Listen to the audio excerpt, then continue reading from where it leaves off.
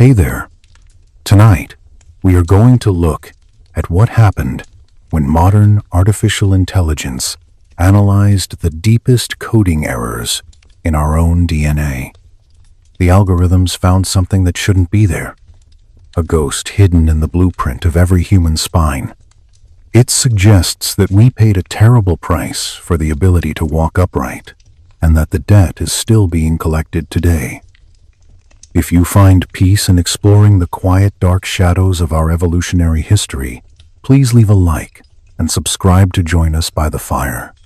Tell me where you are resting tonight in the comments, and let the quiet connection of shared stories bring you a deep and heavy peace. Now it is time to turn down the lights in your room.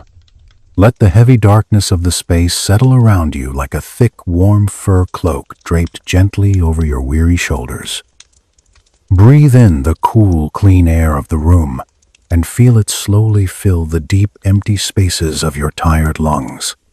Breathe out all the tight tension and all the rushing anxiety you have carried throughout the long, busy day.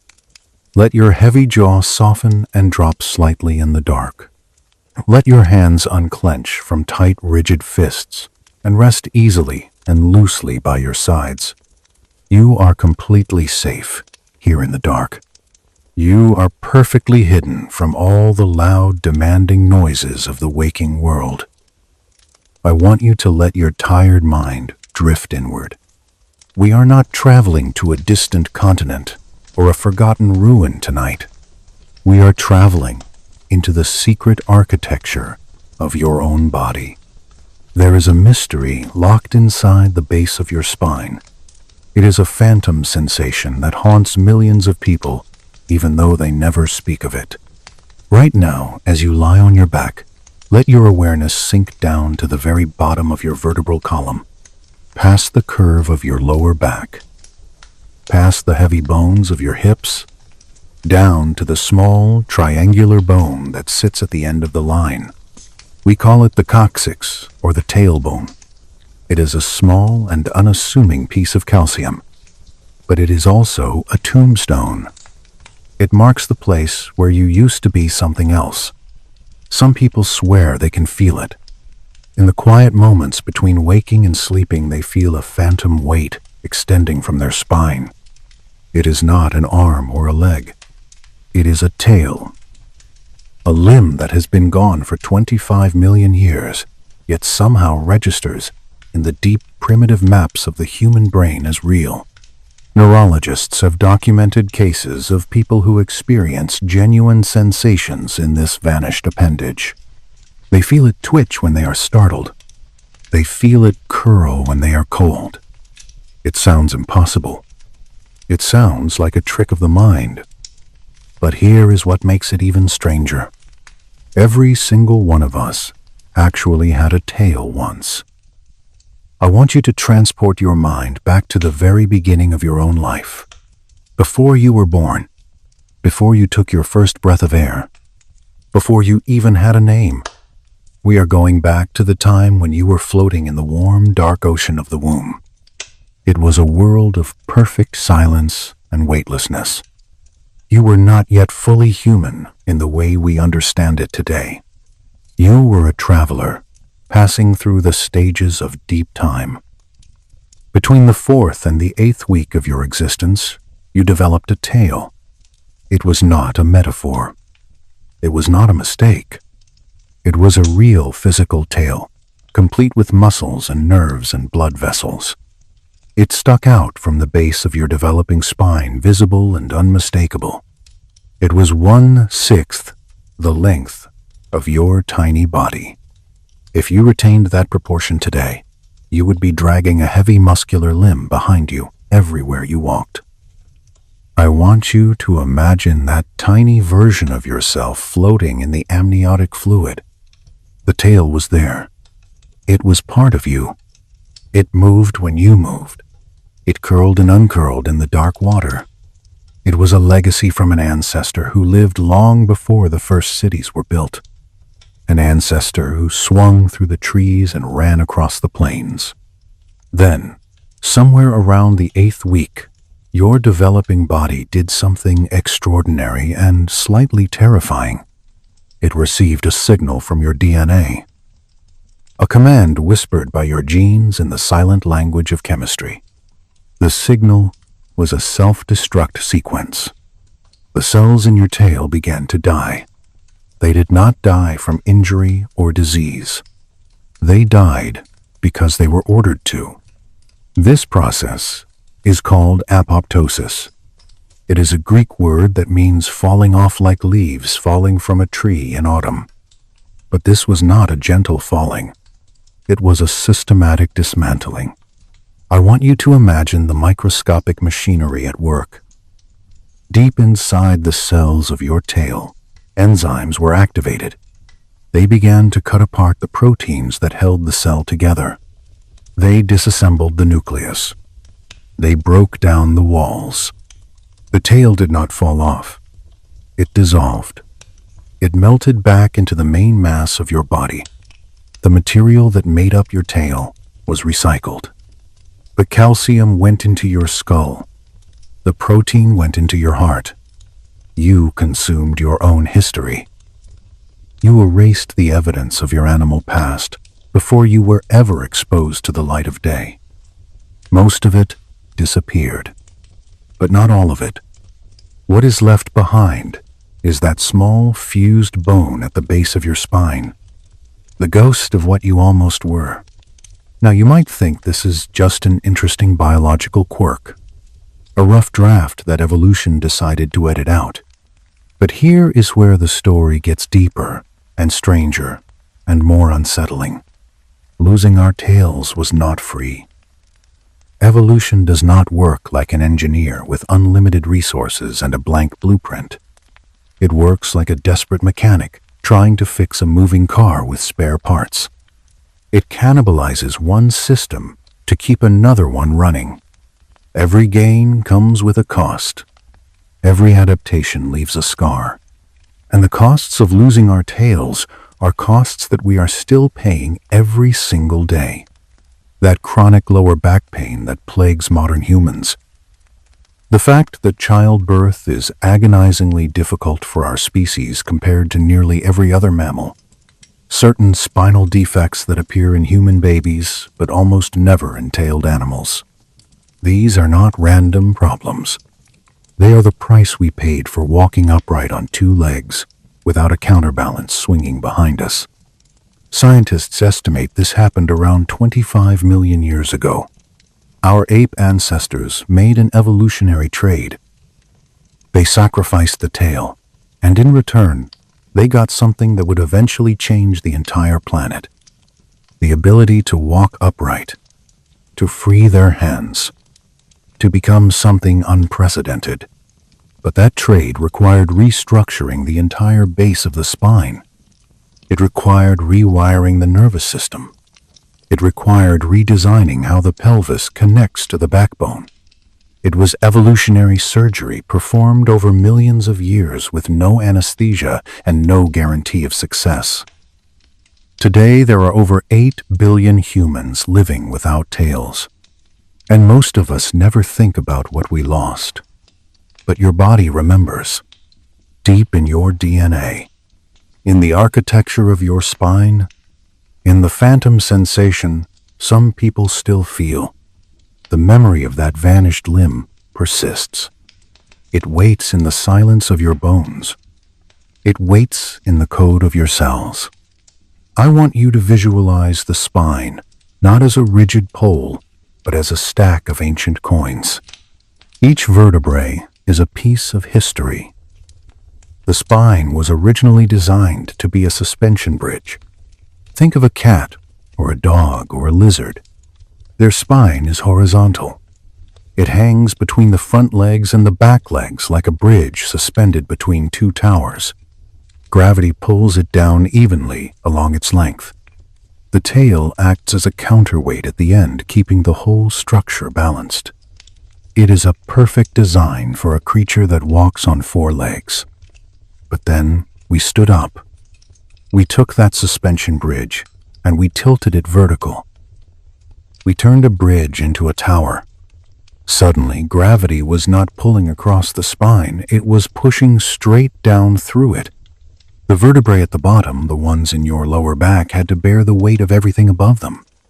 The head, the chest, the arms. It was an architectural nightmare. Without the tail to act as a counterbalance, the spine had to curve in new and dangerous ways just to keep us from falling over. This is why your back hurts after a long day. You are fighting gravity with a structure that was never meant to be vertical. The story of how we lost our tails spans 350 million years. It is a mystery that touches genetics and anatomy and evolution and even mythology. It starts in a time so ancient, so alien, that imagining it requires us to completely reimagine what it meant to be our ancestors. To understand what we lost, we need to go back, way back. Not thousands of years, not millions. We are talking 500 million years into the past, to a world so alien it would be unrecognizable to modern eyes.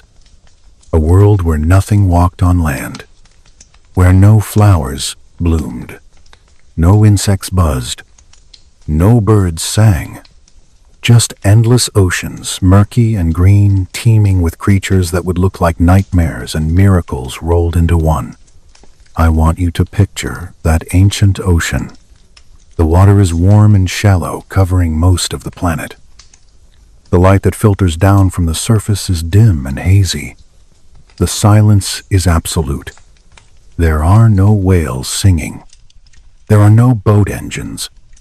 There is only the slow, rhythmic pulse of the water.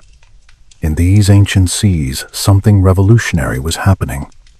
Your ancestors were learning to swim with purpose. They were not much to look at yet. Small fish, like things without jaws, without scales as we know them today, without even proper bones. But they had something that changed everything. A muscular tail, a flexible rod of tissue running down their backs called a notochord. And along that notochord, segmented muscles that could flex and contract in waves, pushing water backwards, propelling the animal forward. This was the innovation that would define the next 500 million years of evolution. The tail was not just an appendage. It was an engine. It was the first biological propulsion system that could generate sustained directional movement through water. Before tails, animals drifted or crawled along the seafloor.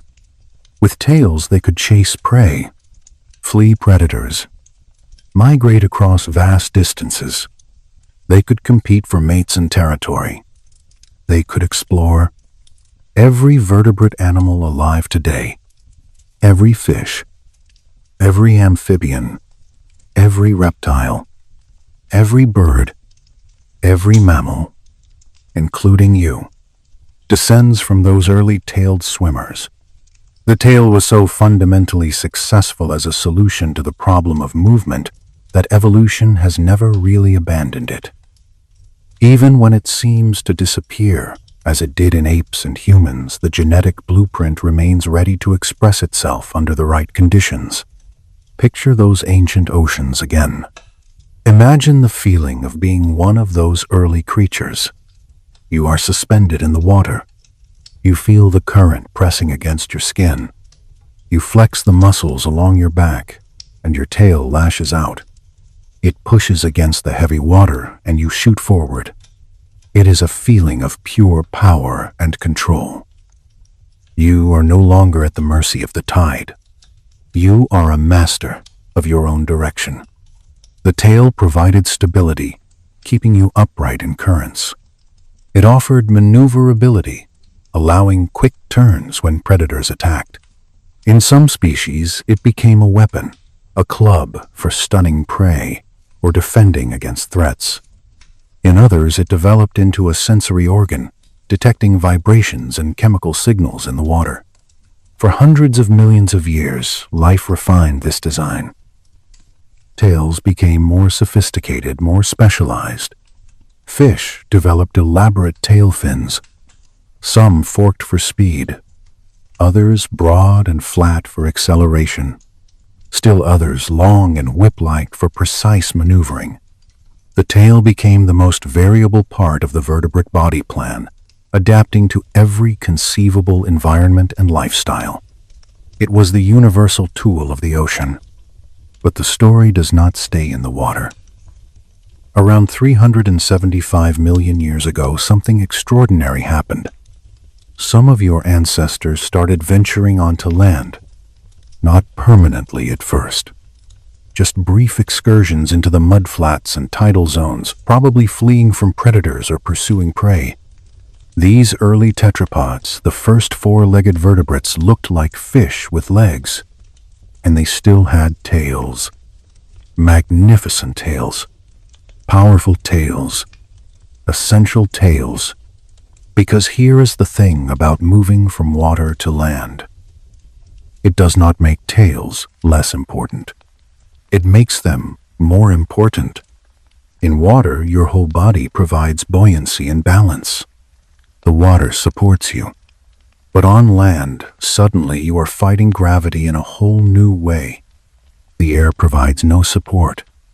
You are heavy. You are clumsy. The mud sucks at your limbs. The tail becomes a counterweight, a balancing pole that lets you move without toppling over. Watch a lizard run today, and you will see the tail swinging side to side, counterbalancing the movement of the legs, allowing the animal to change direction without losing momentum.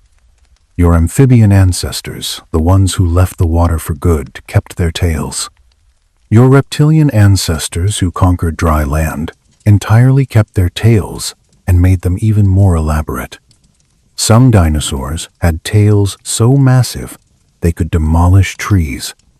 Others had tails with elaborate clubs for combat. Still others had feathered display tails that would eventually become the wings and tail feathers of birds. I want you to pause here for a moment and think about the vast stretch of time we are discussing. 500 million years.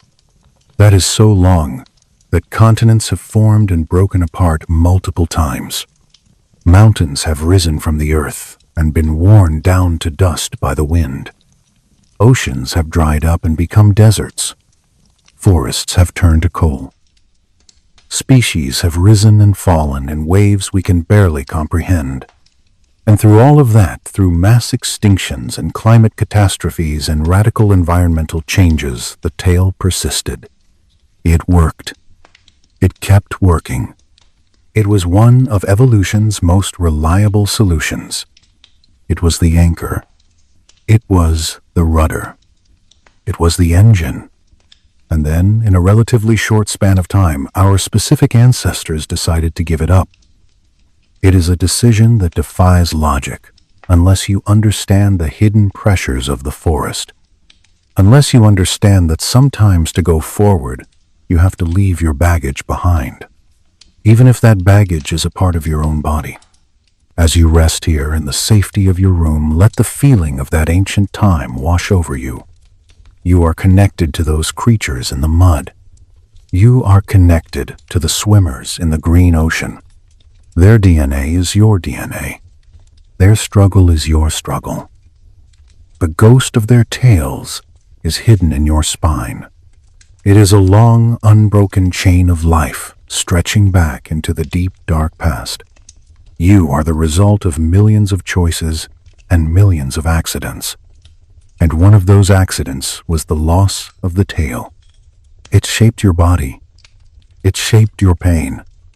It shaped the way you walk and the way you sit. It is a silent story written in bone. And tonight we are reading that story together in the quiet dark. Let your breathing slow down to the rhythm of the ancient ocean. In and out. Slow and steady. The water is supporting you.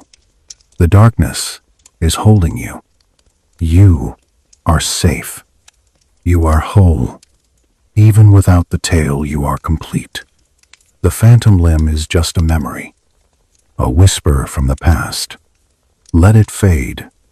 Let it drift away into the silence. The story of the tail continues to unfold across the vast canvas of time, moving from the muddy shores of the ancient continents into the deep green cathedrals of the prehistoric forests. As the epochs passed, the world changed. The giant ferns and mosses gave way to towering hardwood trees. The air became filled with the hum of insects and the calls of strange birds. And in this new arboreal world, the tale found a new purpose. It became a lifeline. Mammals had appeared on the scene, warm-blooded and fur-covered, scurrying through the undergrowth and climbing into the canopy. They inherited the tales of their reptilian ancestors, but they transformed them into tools of incredible precision and sensitivity. Of course, they kept them. Why would they not? A tail in a tree is the difference between life and death. It is the difference between a safe landing and a fatal fall. Early primates, your direct ancestors from about 55 million years ago, had spectacular tails. These were long, muscular appendages covered in fur. They were not just dragging behind the animal like a dead weight. They were active. They were alive. They were used like a fifth limb as these creatures navigated the complex three-dimensional maze of the forest canopy. I want you to imagine the sensory experience of living high in those ancient trees. The air is thick and humid, smelling of rotting leaves and sweet fruit. The light is dappled, filtering through layers of green. The ground is 100 feet below a dark and dangerous place filled with predators. Your safety depends entirely on your ability to grip and balance. The branches sway in the wind. The distances between them are hard to judge. You need every advantage you can get. The tail wraps around branches, providing security when all four limbs are occupied with feeding or grooming. It helps distribute weight when leaping between trees, acting as a rudder in the air. It is a balancing tool, a climbing aid, a social signaling device. For millions of years, your ancestors kept their tails and refined them. They made them longer, stronger, more prehensile. Some New World monkeys today have tails so functional they can hang by them indefinitely, freeing all four limbs for gathering food. The tail is not just an accessory. It is integral to their entire way of life. It is a masterpiece of biological engineering. The underside of a spider monkey tail has a patch of hairless skin ridged like your fingerprints that can feel texture and grip. It is sensitive enough to pick up a single peanut. It is strong enough to hold the monkey's entire body weight.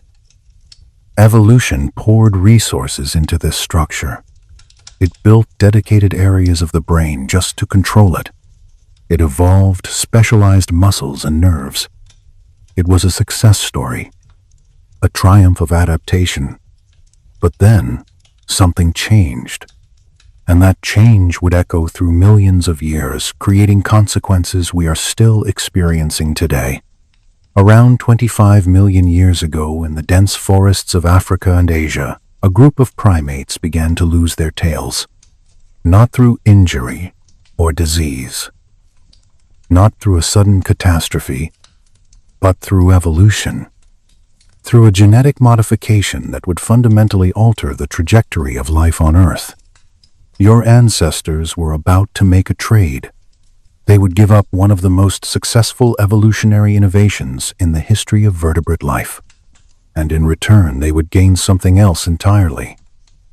Something that would eventually lead to walking upright, to freed hands, to enlarged brains, to language and civilization, and everything that makes us human. But the trade came with a price. A price our bodies are still paying in ways you have probably never imagined. The question that haunted evolutionary biologists for decades was simple. Why? Why would natural selection eliminate something so obviously useful? Monkeys use their tails constantly, gaining enormous advantages in mobility, balance, and communication.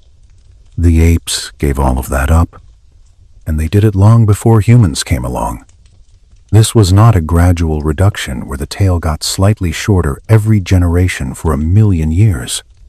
The fossil record suggests it happened relatively quickly in evolutionary terms. One group of primates had tails. Their descendants did not. The genetic evidence points to a specific accident, a mutation. Somewhere between 25 and 30 million years ago, the ancestor of all apes made a genetic change that turned off tail development.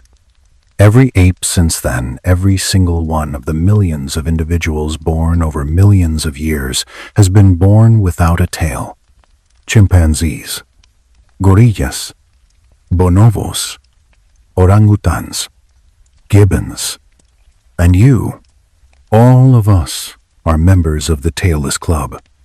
We are the survivors of a genetic crash that wiped out a limb. But evolution does not just delete useful structures for no reason.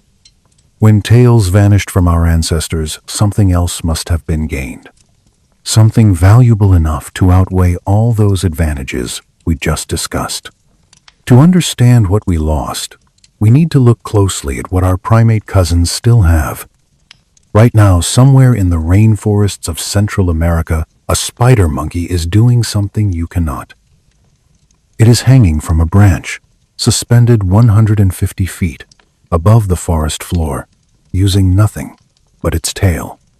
Not gripping with its hands, not wrapping its feet around the wood, just the tail coiled around the branch like a muscular rope, supporting the animal's entire body weight while it uses both hands to strip fruit from a nearby tree. That tail is doing calculus.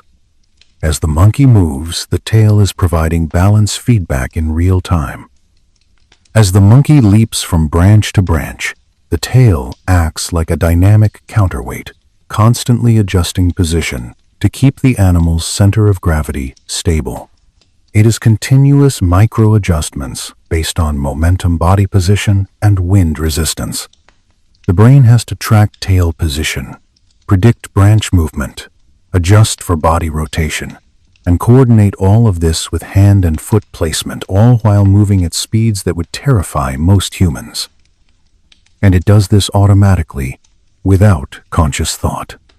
The tail is essentially an extension of the animal's balance system, as integrated into its movement as your inner ear is into yours. Then there is communication. Primate tails are like billboards advertising emotional states. A ring-tailed lemur walks through its territory, with its tail held high, the black and white bands visible from hundreds of feet away. It is saying, "This is my space. I am confident. I belong here." When the same lemur feels threatened, the tail drops curves inward. The message changes instantly. Squirrel monkeys go further. They have an entire vocabulary of tail positions. Tail curved over the back means relaxed content. Tail straight out behind means alert, possibly alarmed. Tail tucked between the legs means submission or fear. Other monkeys can read these signals from across the canopy, coordinating group movement without vocalizing, staying quiet when predators are near. Some species even use their tails for temperature regulation. In the heat of the day, a spider monkey will let its tail dangle loose, increasing surface area for heat dissipation. On cooler nights, the same tail wraps around the body like a blanket, conserving warmth. The tail has specialized blood vessels near the surface that can dilate or constrict, fine-tuning heat exchange like a biological radiator. The loss of such a versatile tool seems almost like a tragedy, but nature is pragmatic. It does not mourn lost potential. It only cares about what works right now. Picture the African forests of the early Miocene period, 25 million years ago. The climate was changing, becoming cooler and drier. Forests that had once been continuous were breaking up into scattered patches, separated by more open woodland and grassland. Tree branches were getting thicker, sturdier, more horizontal. For a small monkey with a tail, this would have been challenging. Monkeys use their tails for balance while running along thin branches. They are built for moving quickly through dense canopy, where agility matters more than power. But for a larger ape trying to move through more open forest with thicker branches, the equation changes. Our ancestors were getting bigger. Larger body size is advantageous in more open environments because it makes you less vulnerable to predators and helps you regulate temperature more efficiently. But larger body size and tails do not mix well. A tail that is long enough to be useful for a 50-kilogram ape would be enormously heavy and metabolically expensive. It would require massive amounts of food to grow and maintain. All that muscle and bone and nervous tissue just dead weight hanging off your rear end. Instead, our ancestors began developing a different strategy for moving through trees. They started climbing vertically, using their arms hanging beneath branches rather than running along the tops. They developed what primatologists call suspensory locomotion, moving through the canopy like living pendulums, swinging from handhold to handhold. For this new movement style, tails were not just useless, they were actually problematic. When you are hanging beneath a branch trying to reach for the next handhold, a tail throws off your center of gravity. It creates drag. It swings around unpredictably. It gets caught on obstacles. Natural selection would favor individuals who could move more efficiently, and efficiency meant reducing that unnecessary appendage. But the biomechanical explanation is not the whole story. Losing our tails also required anatomical changes that would eventually make upright walking possible. When you remove the tail, the spine can shorten and become more vertical. The pelvis can broaden and reorient to better support the weight of the upper body. The muscles of the lower back and gluteal region can develop differently, creating the powerful hip extension that would eventually allow our ancestors to walk on two legs. This raises a fascinating chicken and egg question. Did we lose our tails because we were developing upright posture? Or did losing our tails enable upright posture to develop? The answer is probably both. A feedback loop where each change reinforced the other. The genetic accident provided the variation. The changing environment created the selective pressure. And the resulting anatomical changes opened up new evolutionary possibilities. Some researchers think there is another factor that hasn't been fully appreciated. Social signaling. Monkeys use their tails constantly for communication, positioning them in different ways to convey emotional states and social intentions. But our ancestors were developing increasingly sophisticated facial expressions and vocalizations. Their faces were becoming more mobile, their eyes more expressive. They were starting to use their hands for gestures. Maybe they simply didn't need tails for communication anymore, making the appendage redundant. Others point to thermoregulation. A tail is a large surface area for losing heat, which is great if you live in a hot climate, but problematic if temperatures become variable. Losing the tail might have helped our ancestors maintain more stable body temperature as they moved into environments with greater temperature fluctuations. The truth is probably some combination of all these factors. Evolution rarely works through single causes. More often, multiple selective pressures align, each pushing in the same direction until a mutation that might have been neutral or even slightly disadvantageous in one context becomes strongly advantageous in another. What we know for certain is that 25 million years ago, the genetic change occurred, and over the following millions of years, it spread through every population of apes. The mutation was fixed, became universal, transformed from a quirky variation into a defining feature of our entire lineage. By the time our more recent ancestors were navigating the world hundreds of thousands of years ago, they had been tailless for 24 million years.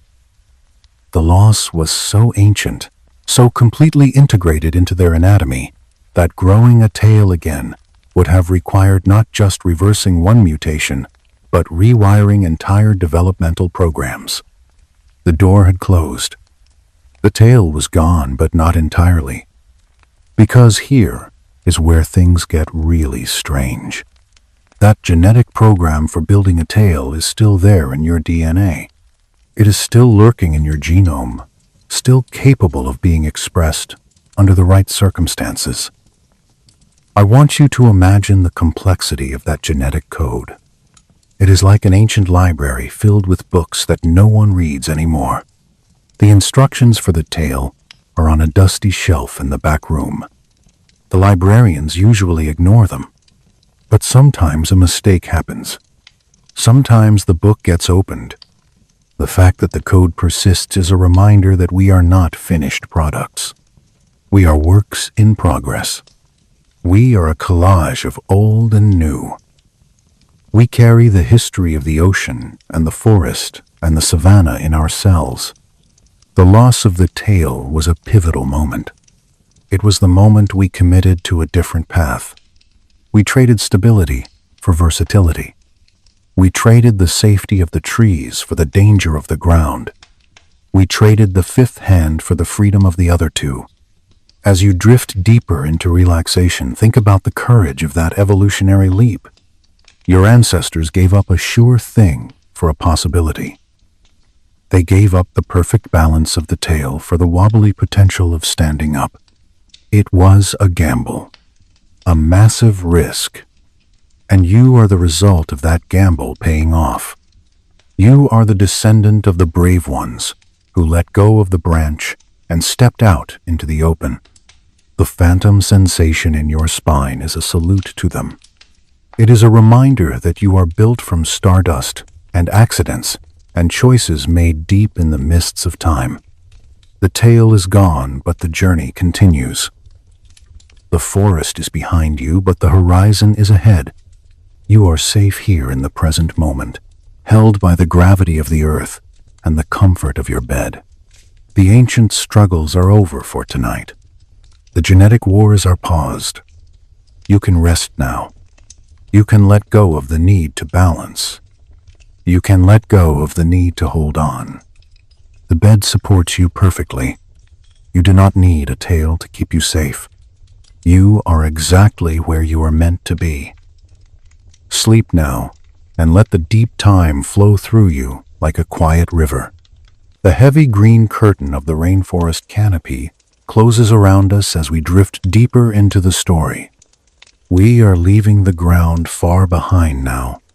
We are ascending into a world where the earth is just a rumor, and the sky is a fragmented mosaic of blue shards seen through millions of leaves.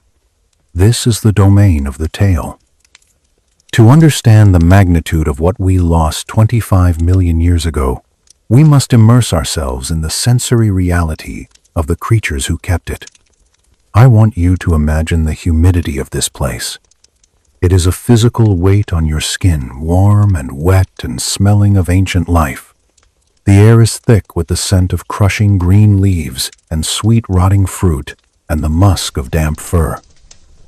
The light here is filtered through so many layers of vegetation that it takes on a greenish gold quality, like being underwater. It is a vertical world, a world of towering pillars and swaying bridges where a single misstep means falling into the abyss. In this environment, gravity is the ultimate predator.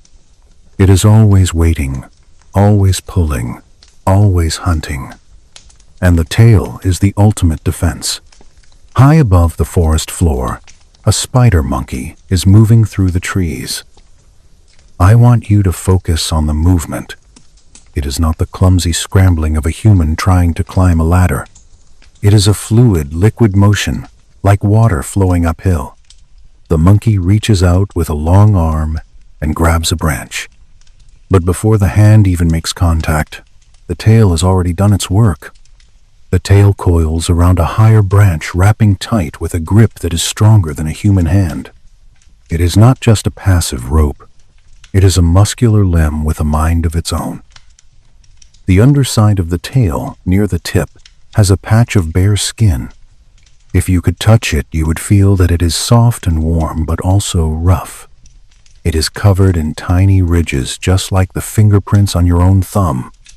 These ridges create friction. They allow the tail to feel the texture of the bark, to find the smallest crevices and knots. The monkey does not have to look at its tail to know where to grab. The tail feels the world. It is a fifth hand, a sensory organ that maps the geometry of the forest behind the animal's back. Imagine having that kind of security. You are suspended 100 feet in the air, but you are not afraid. You are held by a limb that never gets tired. You can let go with your hands. You can let go with your feet. You can hang upside down and eat a piece of fruit with both hands free while the forest sways around you. The tail takes the weight. The tail locks into place.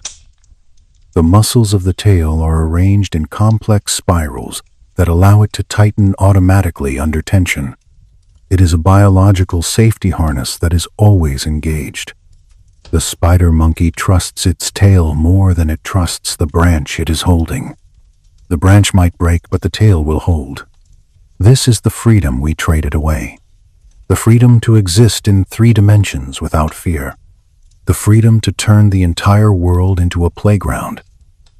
We are ground dwellers now, bound by gravity to the flat earth. But once we were aerial acrobats, and the ghost of that acrobatics still lives in our inner ear and in the phantom twitch of our lower back. Now let us travel south, in the imagination deeper into the Amazon basin, where the air is even heavier and the trees are even taller. Here we find the howler monkey. This creature has taken the concept of the tail to its absolute limit. The howler monkey does not just climb with its tail. It sleeps with it. I want you to picture the deep peace of sleeping while suspended in the air. The sun is setting over the rainforest, turning the sky into a bruising purple and red. The sounds of the day are fading. The cicadas are starting their evening chorus. The monkey finds a sturdy horizontal branch. It curls its tail around the wood 3 or 4 times. The tip of the tail tucks in against the branch, creating a knot that cannot slip. The monkey lets go with its hands and feet. It curls into a ball suspended in the void. The tail holds the entire weight of the sleeping animal. The muscles lock. The tendons stiffen. It requires no conscious effort to maintain this grip. It is the default state. The monkey drifts off to sleep, swaying gently in the evening breeze, safe from the jaguars that prowl the forest floor, safe from the snakes that slither on the lower branches. Think about the level of trust required for that sleep. To close your eyes and surrender your consciousness while hanging over a deadly drop. The tail is not just a tool, it is a guardian. It watches over the animal while it dreams. It is a connection to the tree that is as strong as the connection between a mother and a child. For millions of years, our ancestors slept like this, or something like this. They knew the comfort of being held by their own bodies. They knew the safety of the high places. When we lost the tail, we lost that sanctuary. We had to come down to the ground. We had to build walls and roofs to protect us because we could no longer sleep in the arms of the trees. We traded the safety of the canopy for the danger of the cave. And every time you feel a jolt of fear when you look down from a high place, it is a reminder of the equipment you no longer have. It is the vertigo of a creature that used to fly, but has forgotten how. But the tail is not just for holding on. It is for balancing. Watch a capuchin monkey running along a thin branch that bends under its weight. The monkey moves fast. It does not hesitate. Behind it, the tail is working furiously. It swings left, then right, then acts as a counterweight, swinging high to lower the center of gravity. It is doing calculus in real time. The brain of the monkey is processing thousands of data points every second.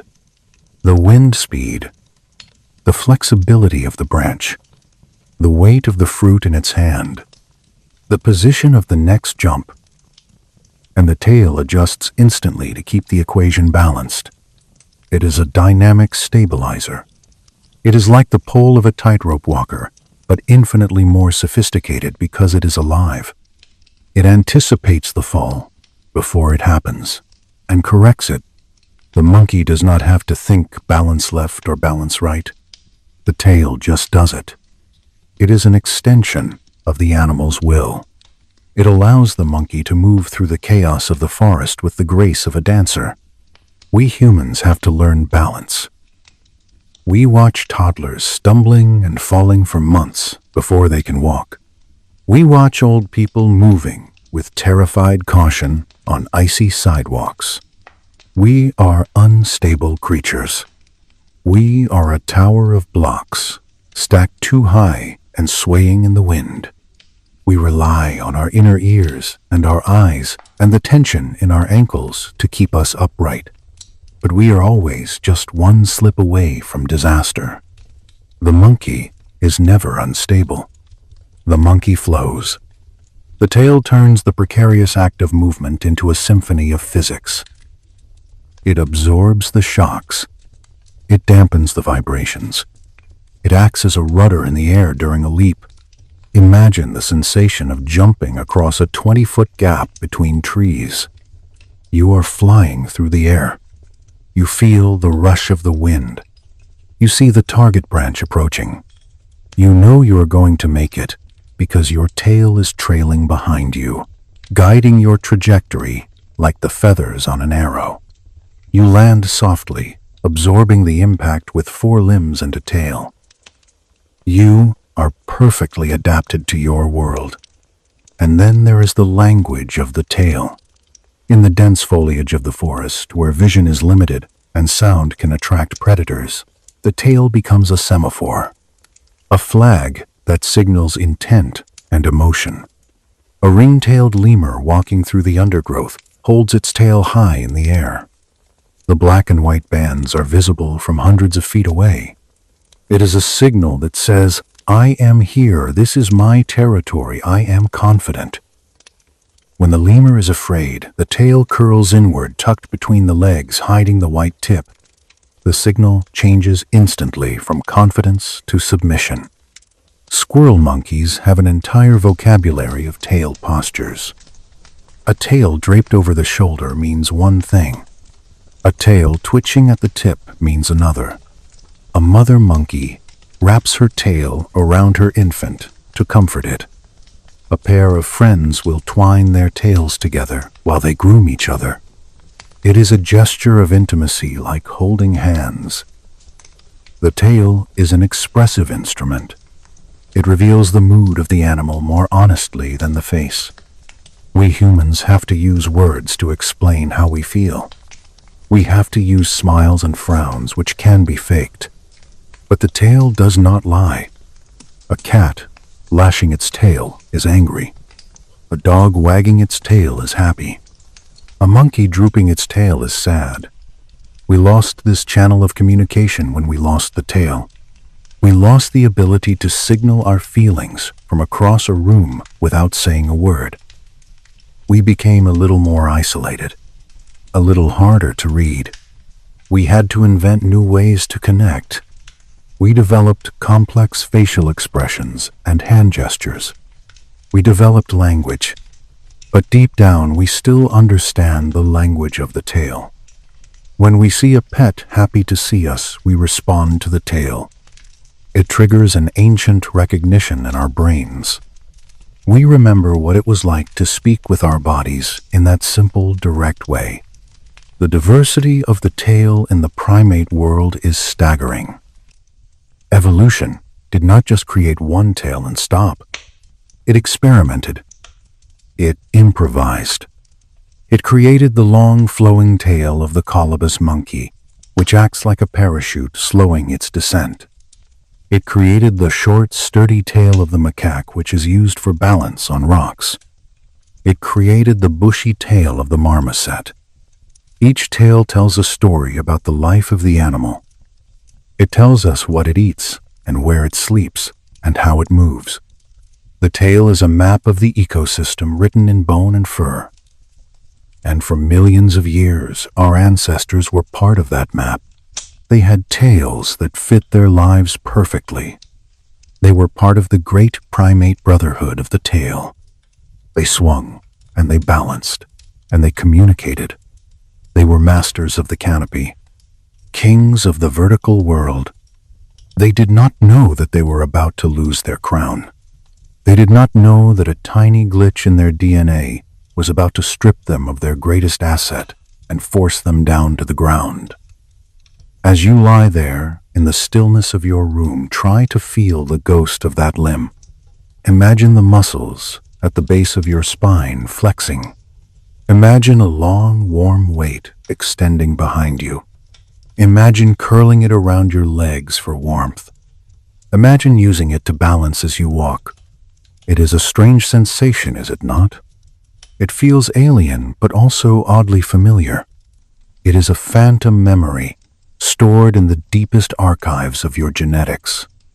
You are a tailless ape dreaming of the trees. You are a ground dweller dreaming of the sky. The loss of the tail was a tragedy for the individual animal who first lost it, but it was the making of our species. It forced us to adapt. It forced us to change. It forced us to become something new. But tonight we honor what was lost. We honor the perfection of the spider monkey and the howler monkey. We honor the grace of the lemur. We honor the fifth hand that we surrendered so that we could have two hands that were free to build the world. Sleep now and let your mind climb back into the canopy. Let yourself swing from branch to branch in the dream time. You are safe. You are balanced. You are held by the strong grip of the past.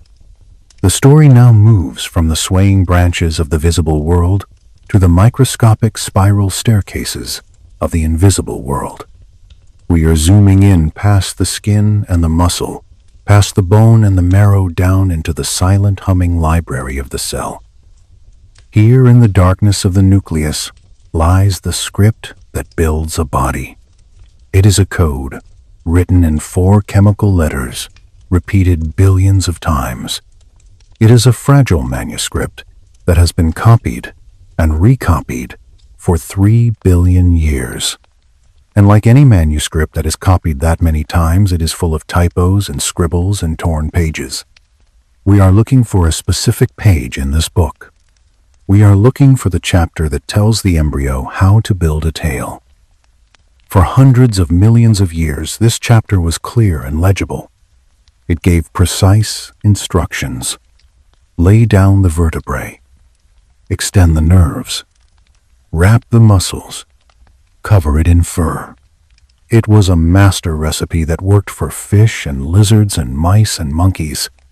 But around 25 million years ago, in the deep forests of the Miocene epoch, a mistake occurred. A clerical error in the biological archives that would change the destiny of the planet. The gene is called TBXT. It is a boring name for a gene that does something almost magical. It is the architect of the posterior. It tells the growing body when to stop building the spine. In most animals, the TBXT gene says, keep going, make it long, make it strong. But in the ancestors of the apes, something interrupted the message. Scientists call it an ALU element. You can think of an ALU element as a genetic hitchhiker. It is a piece of DNA that can copy itself and jump around the genome. It is a wanderer, a nomad in the code. Most of the time, these jumping genes land in the junk DNA where they do no harm. They are like graffiti on a blank wall, meaningless but harmless. But this time, the ALU element jumped right into the middle of the TBXT gene. It landed in the middle of a sentence. It was like someone pasting a random paragraph from a soup recipe into the middle of a blueprint for a bridge. The instructions became garbled. The cell tried to read the code, but it got confused. The protein that the gene was supposed to make was altered. It was folded wrong. It was incomplete. This single microscopic event happened in the germline of one single individual, one solitary primate living in the ancient forest. We will never know its name. We will never find its fossil. But it is the grandfather or grandmother of us all. This animal was born with a mutation. The tail did not grow. Or perhaps it grew stunted and weak, and then withered away. In a normal environment, this might have been a disaster. A monkey without a tail is a clumsy monkey.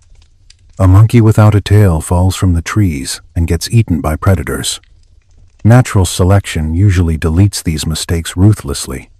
The forest floor is the graveyard of failed mutations. But this time, something was different. This time, the mistake survived. To understand why, we have to zoom back out from the DNA to the landscape itself. We have to look at the world these creatures lived in. The world was changing. The climate was cooling. The thick, continuous canopy of the rainforest was breaking up. It was becoming a patchwork of trees and open spaces. The branches were getting thicker and stiffer. The old way of moving, which involved running along the tops of thin branches using the tail for balance, was becoming less effective. The ancestors of the apes were getting larger. They were getting heavier. A heavy animal running on top of a branch is unstable. It is top-heavy. A tail helps, but it also adds weight. It adds drag. It adds a metabolic cost. Imagine trying to balance on a tightrope while carrying a heavy backpack. That is what a tail is for a large animal. It is expensive to grow and expensive to carry. So the primates began to experiment with a new way of moving. Instead of running on top of the branches, they began to hang below them. They used their long arms to swing from handhold to handhold. This is called suspensory locomotion. It is the movement of a pendulum. When you are a pendulum, gravity is your friend, not your enemy. Gravity pulls you down and keeps you stable. You do not need to balance because you are hanging. In this new world of swinging, the tail went from being a vital asset to being a liability. It was just dead weight dragging behind. It could get caught on thorns. It could be grabbed by predators. It messed up the aerodynamics of the swing. So when that first mutant baby was born with a short tail or no tail, it did not die. It might have actually had an advantage. It was lighter. It was more streamlined. It saved energy that it didn't have to spend on growing a limb that it didn't need. It survived. It found a mate. It passed on the broken gene to its children. And its children survived. And their children survived. The mutation spread through the population like a silent wave. It was a genetic accident that found a welcome home in a changing world. Over thousands of generations, the ALU element fixed itself in the genome. It became the new normal. The tail was erased, not by a dramatic decree, but by the slow, steady pressure of efficiency. But the erasure was not clean. That is the haunting part of the story. The body is not a machine that can be redesigned from scratch. It is a palimpsest. A document that has been written over again and again but still shows the traces of the original text. The instructions for the tail were not deleted, they were just silenced. They were switched off. The ALU element acts like a jammer blocking the signal. But the signal is still there trying to get through. We see this in the womb. We see the embryo trying to build the tail. We see the vertebrae forming. We see the muscles gathering. The ancient program runs for a few weeks, and then it hits the roadblock. The alu element kicks in. The protein fails. The signal dies. And the body triggers the destruct sequence. It is a tragic little drama that plays out in every single human pregnancy. The hope of the tail followed by the loss of the tail. We are all survivors of this microscopic amputation. I want you to imagine the feeling of that ancient forest where the transition happened. The air is cooler than in the rainforest. The trees are further apart. The ground is dappled with sunlight. You can see the heavy bodies of the early apes swinging through the trees. They are powerful creatures. They have broad chests and long arms. They move with a rhythmic swooshing sound as they grab branch after branch. They do not have tails. Their backsides are rounded and muscular. Their spines are becoming more vertical. They are practicing the posture that will eventually allow them to walk on the ground. They are the pioneers of a new way of being. They have traded the safety of the tail for the freedom of the arm. They have traded the balance of the rear for the dexterity of the front. It is a profound shift in focus.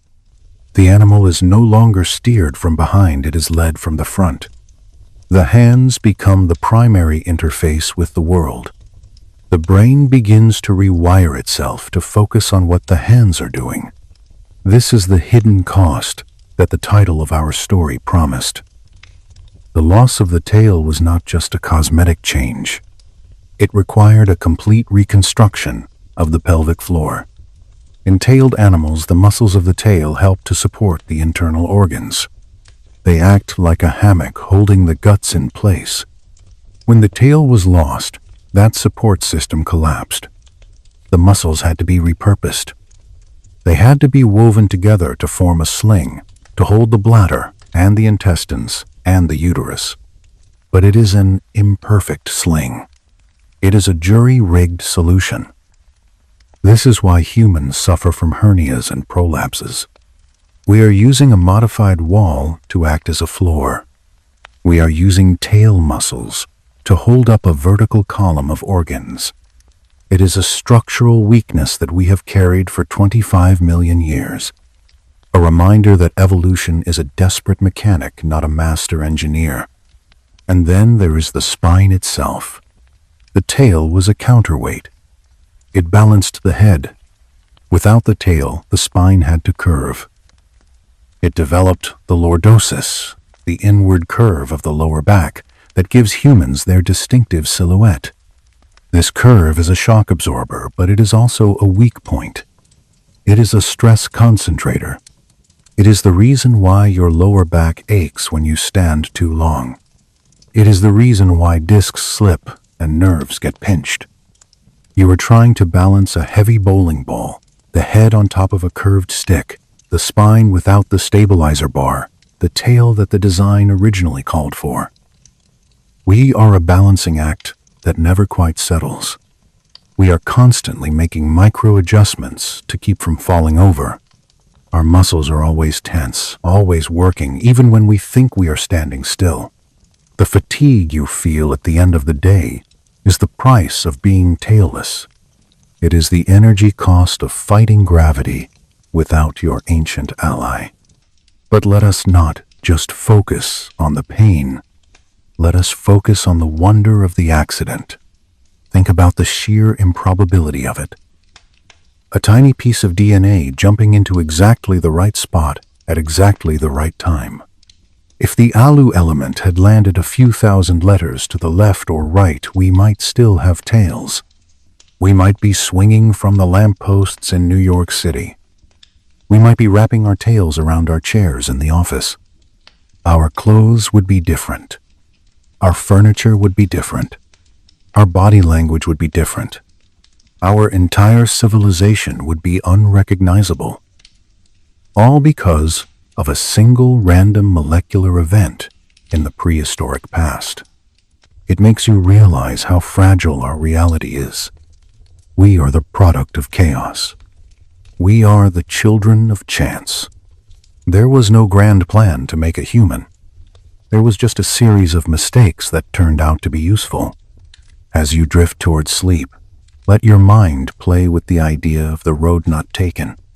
Imagine a world where we kept the tail. Imagine the sensation of it. Imagine the extra strength, the extra balance. It is a pleasant fantasy, but then come back to the reality of your own body. Come back to the spine that you have. It is imperfect, yes. It aches, sometimes, yes, but it is also miraculous. It allows you to stand tall.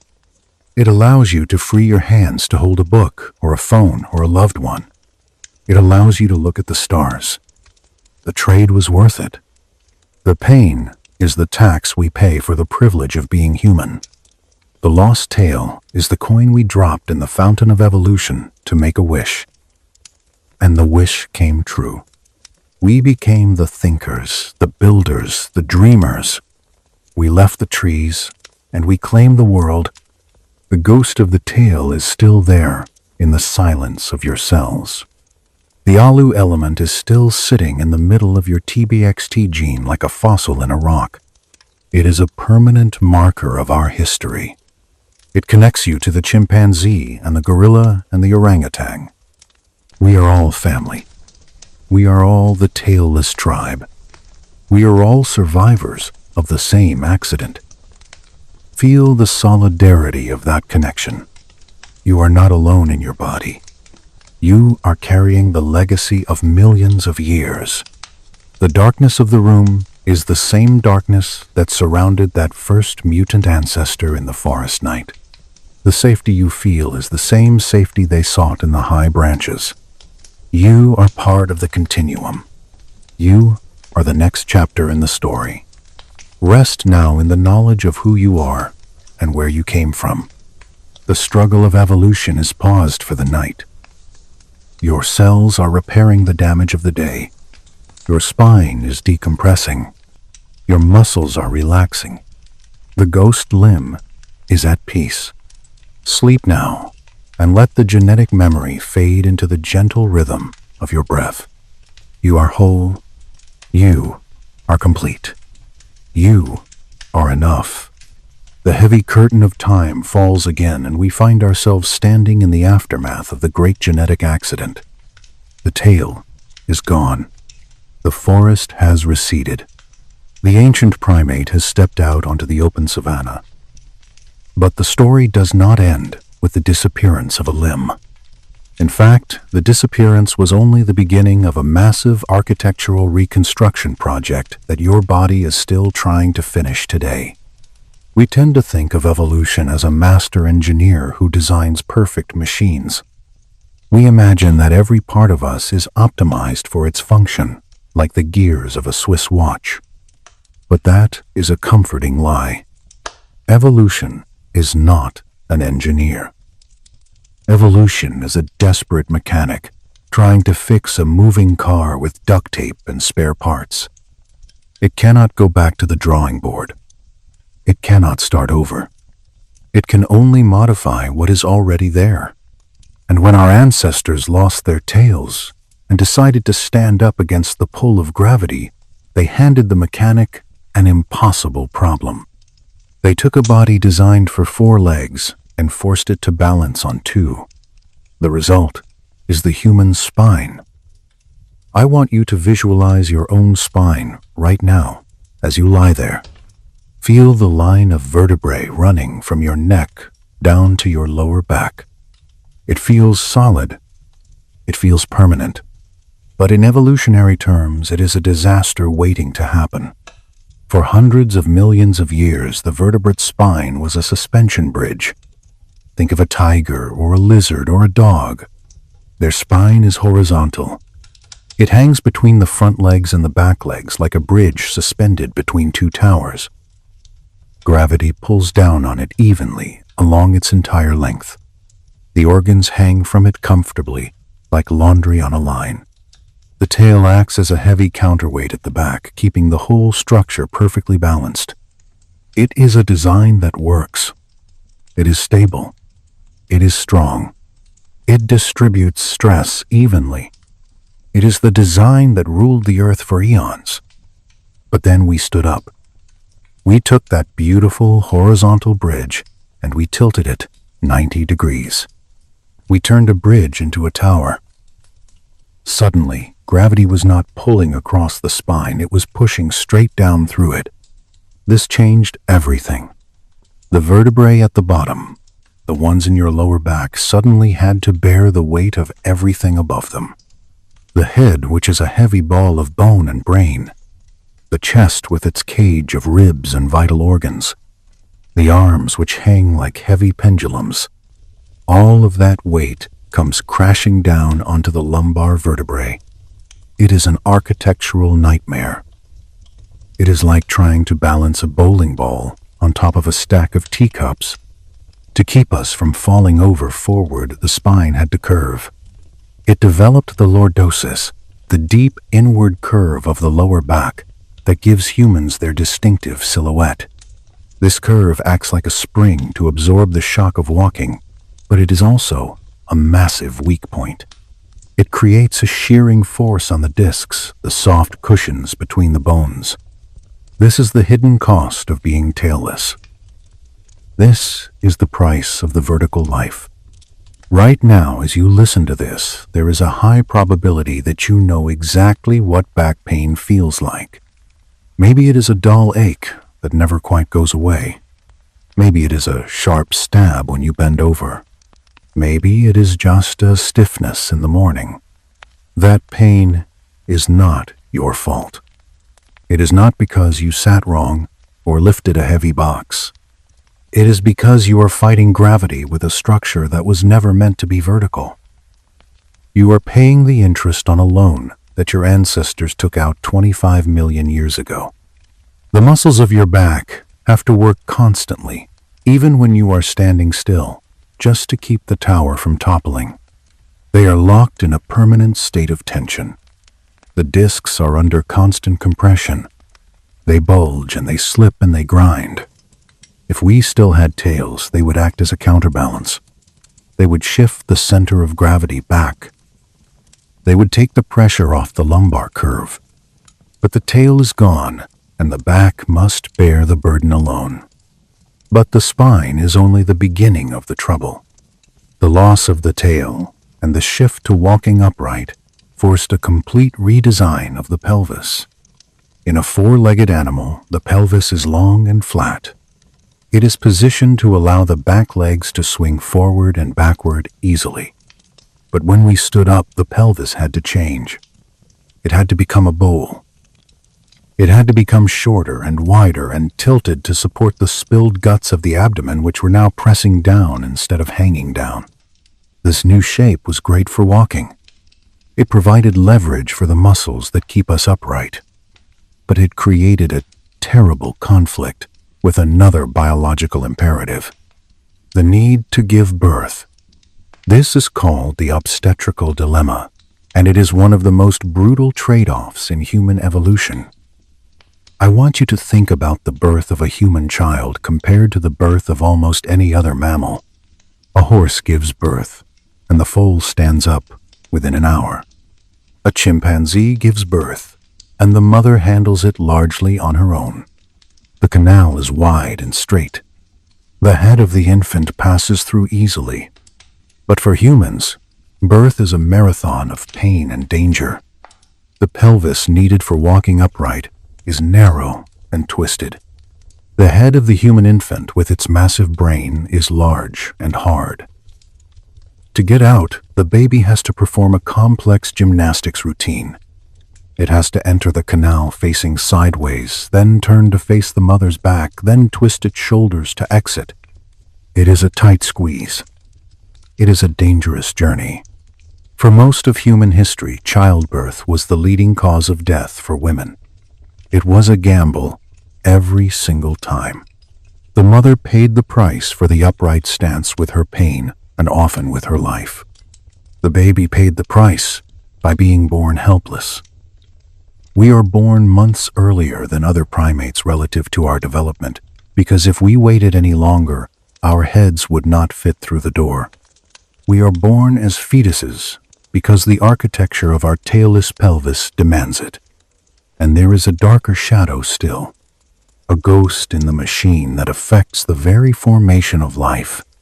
Remember the gene TBXT. Remember the jumping gene, the ALU element that disrupted the tail-building program. That genetic accident did not just shorten the tail. It introduced a glitch in the software that builds the neural tube. The neural tube is the precursor to the brain and the spinal cord. In the first few weeks of life, the embryo is like a flat disc. It has to fold up like a taco to form a tube. This tube then zips up from the middle out to the ends. It is a delicate process, like closing a zipper on a jacket. If the zipper catches, if the teeth do not align, the tube stays open.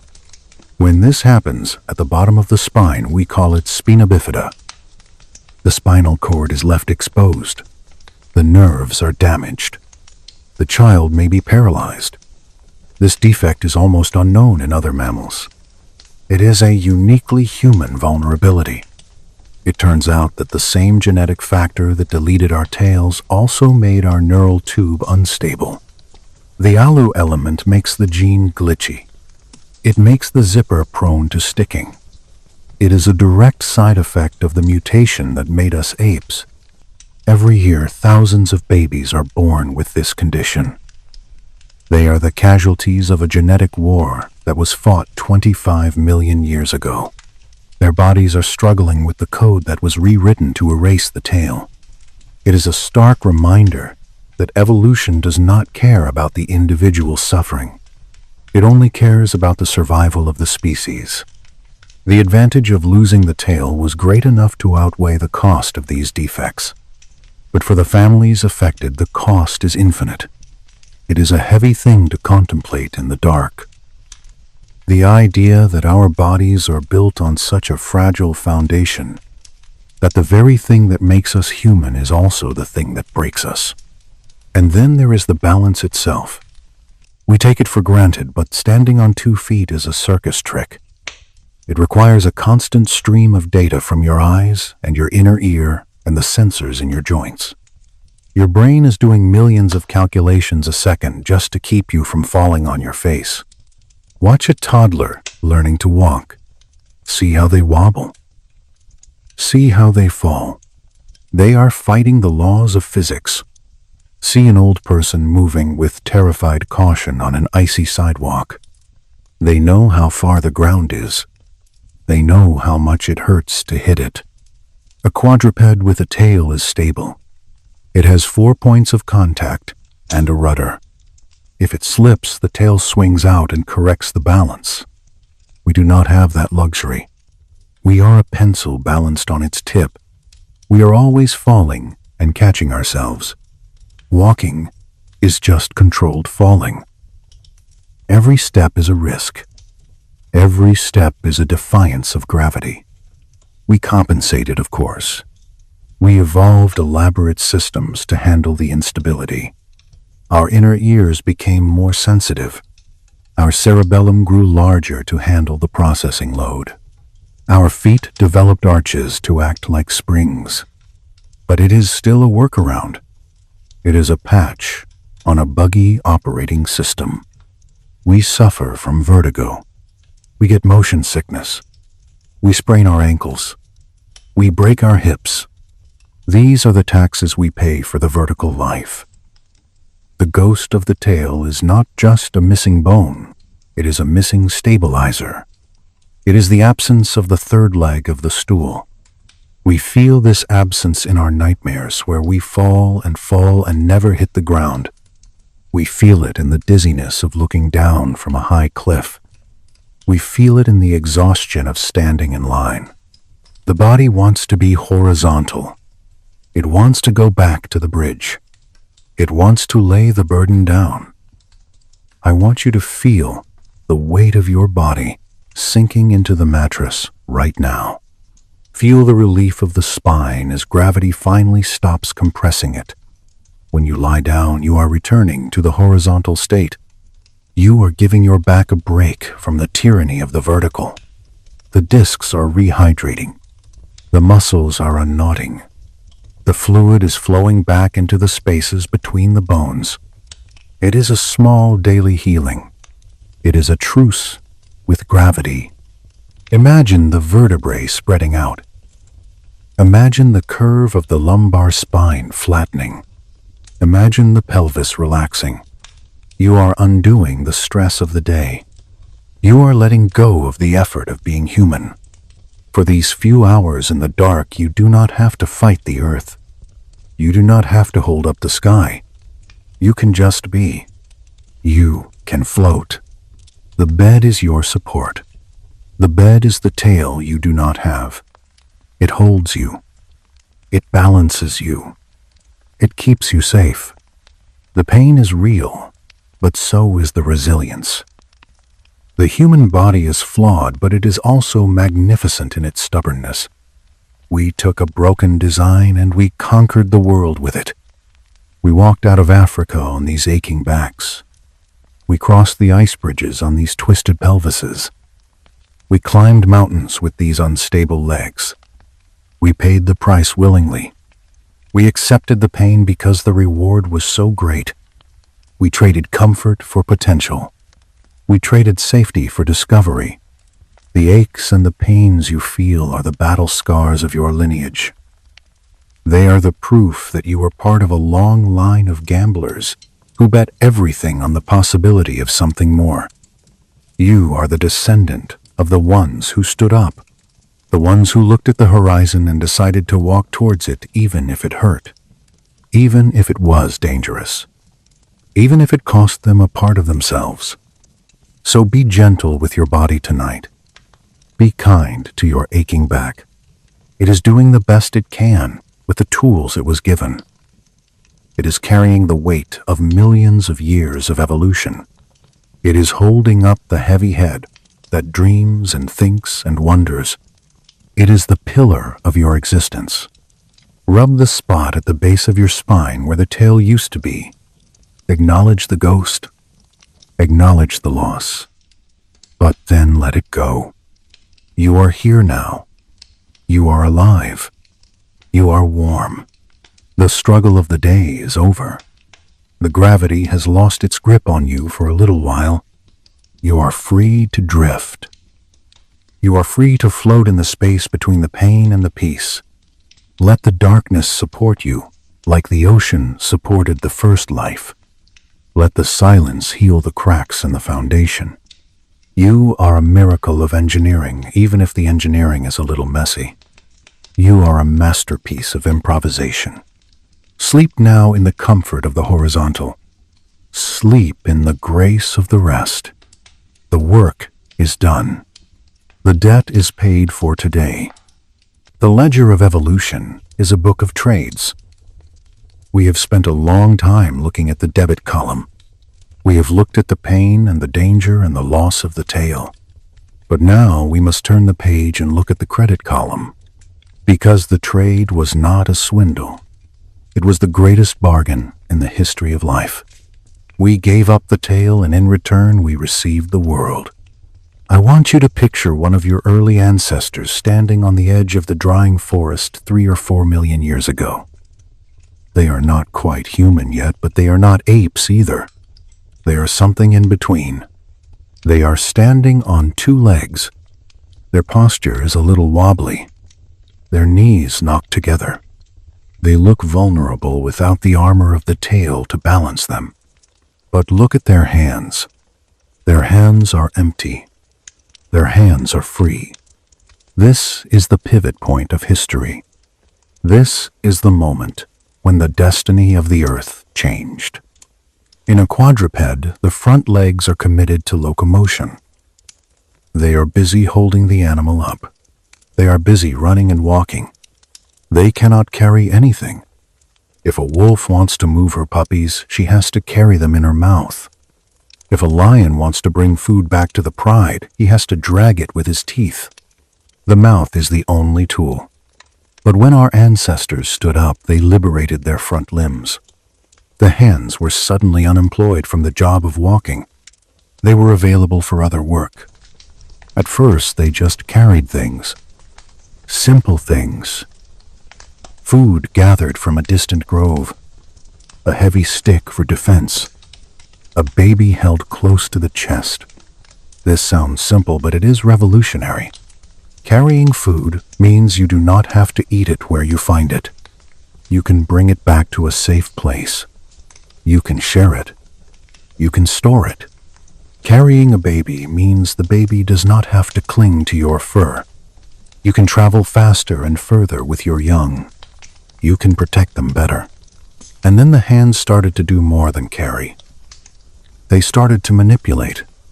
The same brain that used to calculate the tension of the tail on a branch began to calculate the angle of a stone striking another stone.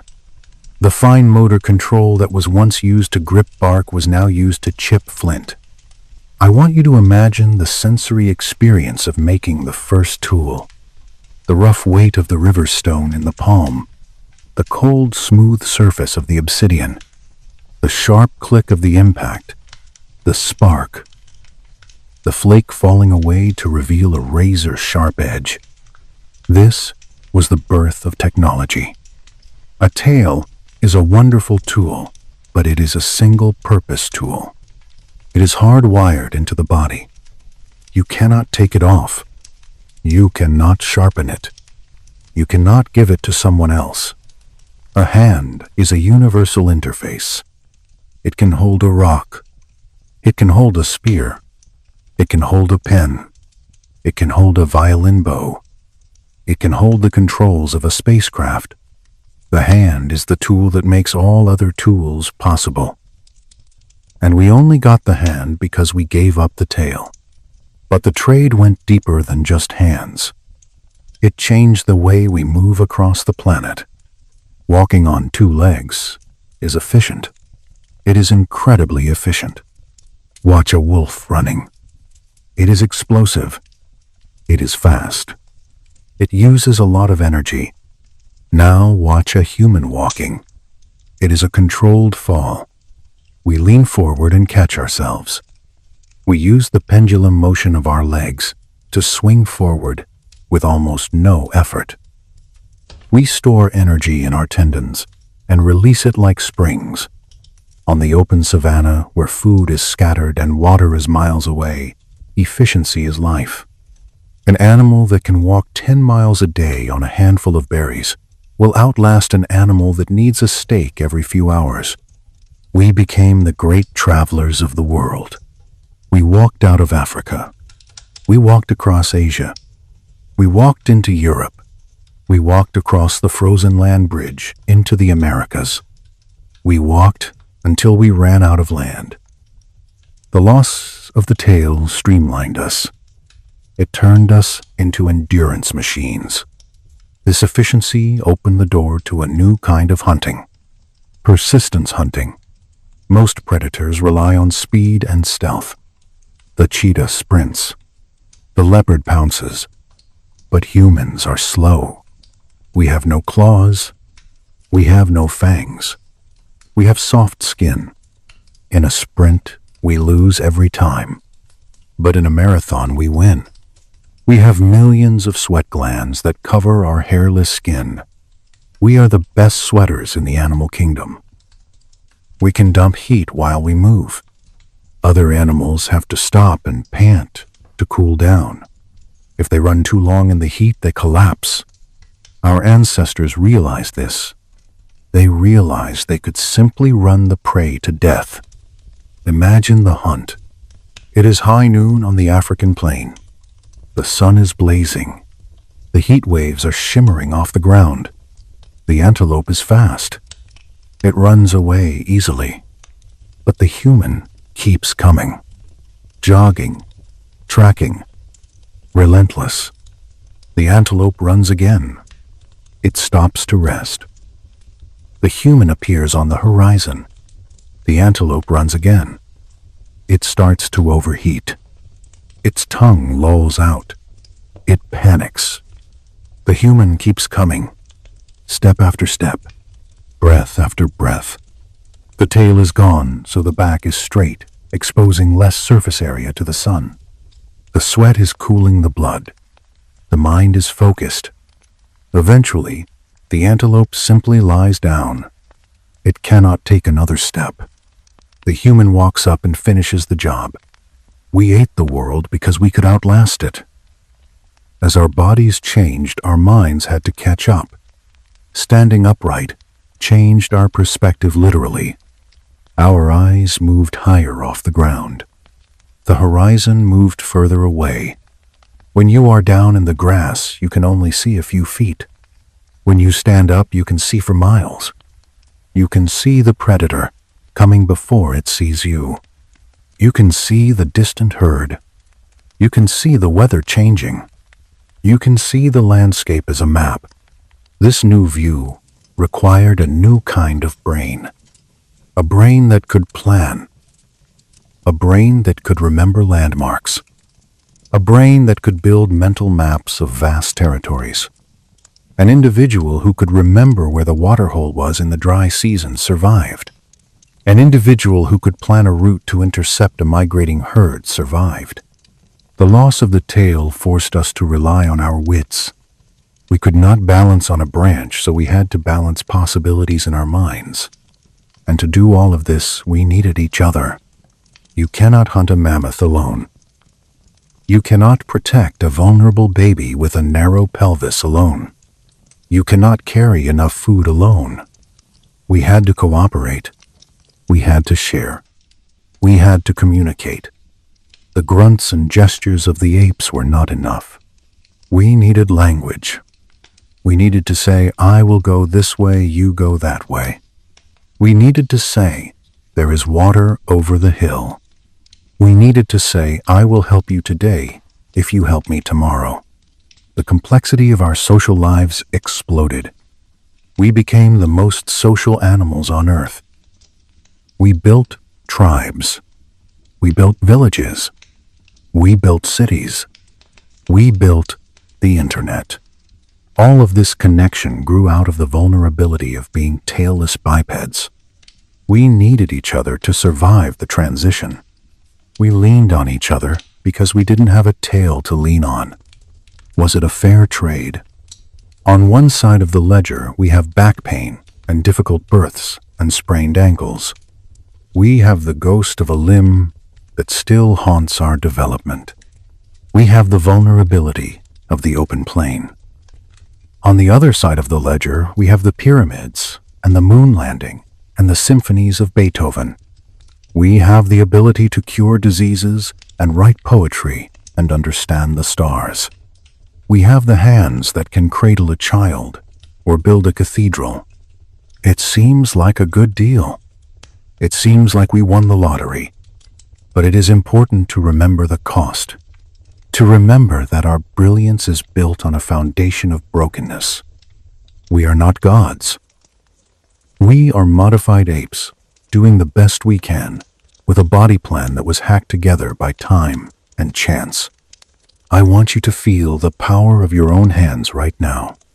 Let them rest gently on the bed or by your sides.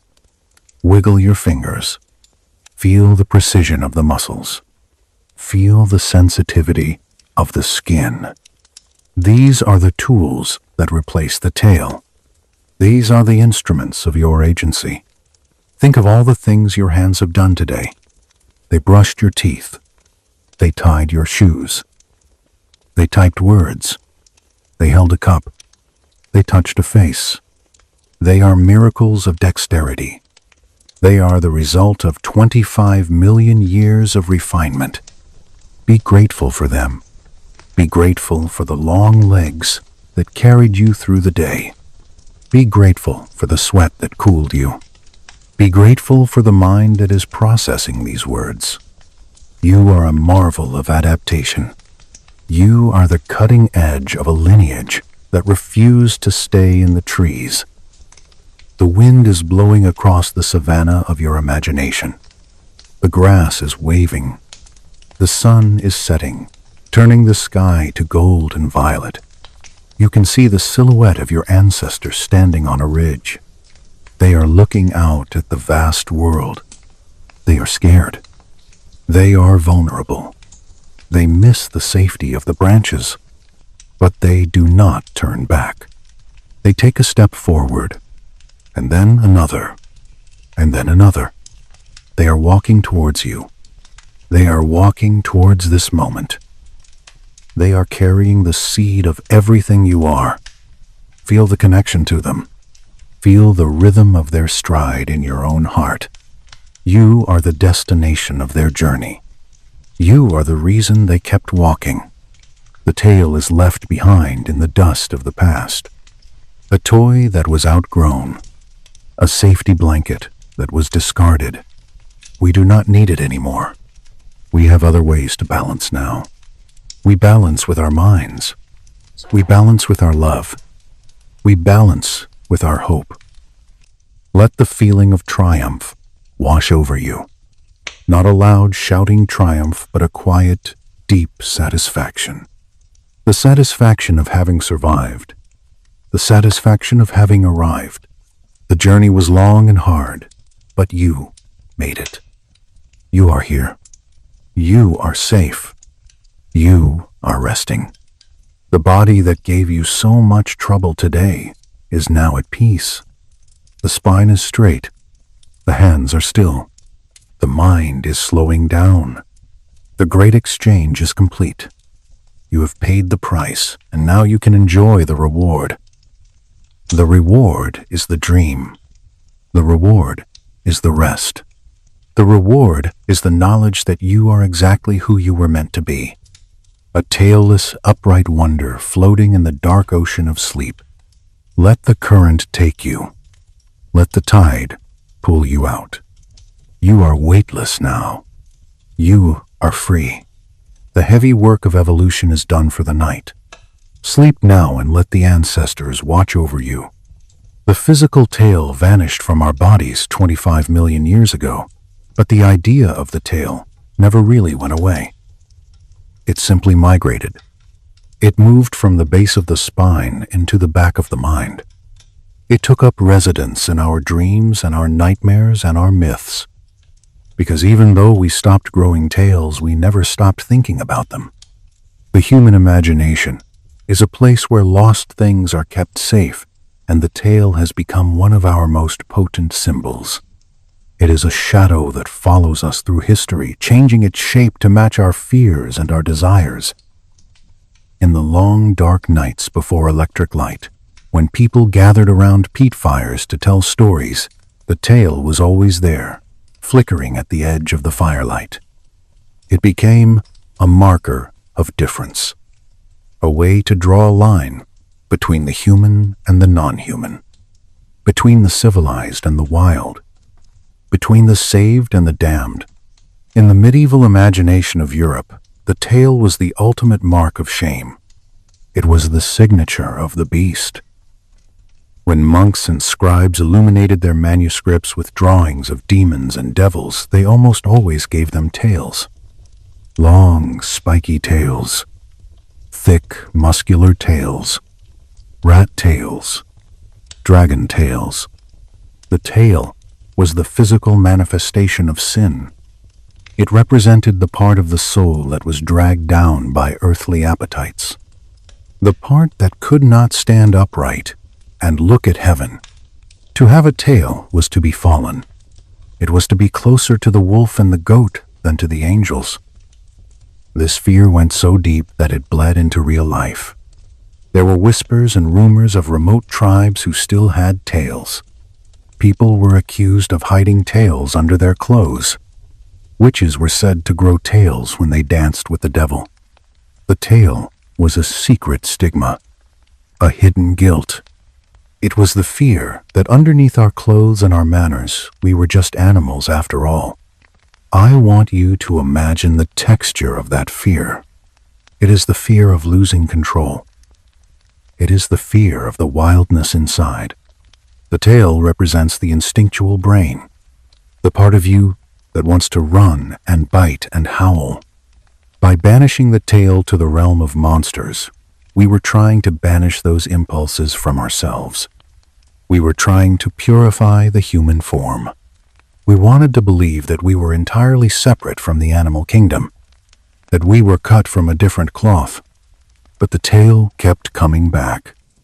It crept into the gargoyles on the cathedrals. It crept into the margins of the holy books. It crept into the carnival masks. We could not let it go because deep down in our blood we knew it belonged to us. We knew that the separation was an illusion. The tail was the ghost of our ancestors scratching at the door of our consciousness. But if you travel east, the shadow changes. The meaning of the tail flips. In the folklore of China and Japan and India, the tail is not a mark of shame, it is a mark of power. It is a sign of magic.